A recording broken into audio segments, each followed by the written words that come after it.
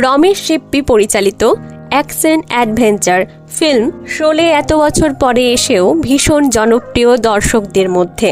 এটি কেবল একটি ব্লকবাস্টার ছিল না, এমন এক মাসালা ফিল্ম যা এখনও আইকন হিসেবে ধরা হয়।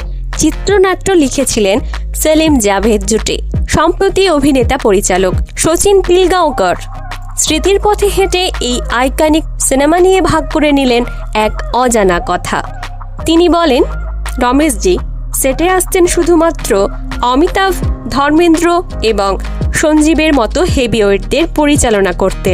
রমেশজি কিছু অ্যাকশন সিকোয়েন্সের শ্যুট করার জন্য একটি দ্বিতীয় ইউনিট বানানোর সিদ্ধান্ত নিয়েছিলেন, যাতে প্রধান তারকারা ছিল না।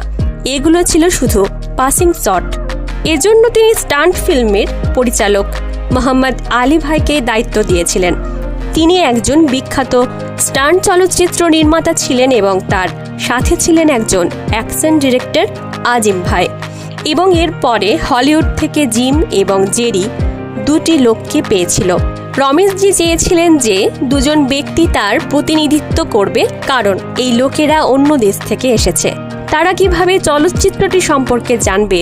সেই সময়ে ইউনিটে মাত্র 2 জন বেকার অর্থাৎ অকেজো লোক ছিল, একজন আমজাদ খান এবং অন্যজন আমি। আমজাদ খান ছবিতে গব্বরের ভূমিকায় অভিনয় করেছিলেন এবং শচীনকে দেখা যায় আহমেদের চরিত্রে। শচীন যোগ করেছেন যে রমেশজি তাঁর এবং আমজাদের পরিচালনার প্রতি আগ্রহ সম্পর্কে সচেতন ছিলেন। তিনি আমাদের জিজ্ঞাসা করেছিলেন যে আমরা তাকে প্রতিনিধিত্ব করতে রাজি আছি কি না। অন্ধ লোকটি একটি চোখ চেয়েছিল, কিন্তু হঠাৎ সে দুটি পেয়ে যায়। এই সুযোগে সোলের সেটে আরও বেশি করে থাকার সুযোগ পেয়ে যায়, বিশেষ করে দ্বিতীয় ইউনিটের কাজও সামনে থেকে দেখার। তিনি আরও উল্লেখ করেছেন যে ট্রেন ডাকাতির দৃশ্য ফ্যানভেলের কাছে বম্বে পুনা রেলপথে শ্যুট করা হয়েছিল এবং সেটা রমেশ শিপ্পি ছাড়াই শ্যুট করা হয়েছিল। তার তখনই আসার কথা ছিল যখন ধরমজি, অমিতজি এবং হরি ভাই অর্থাৎ সঞ্জীব কাজ করতেন। রমেশজি সেই অংশগুলি শ্যুট করেছিলেন এবং আমরা বাকি দৃশ্যগুলি পরিচালনা করেছি।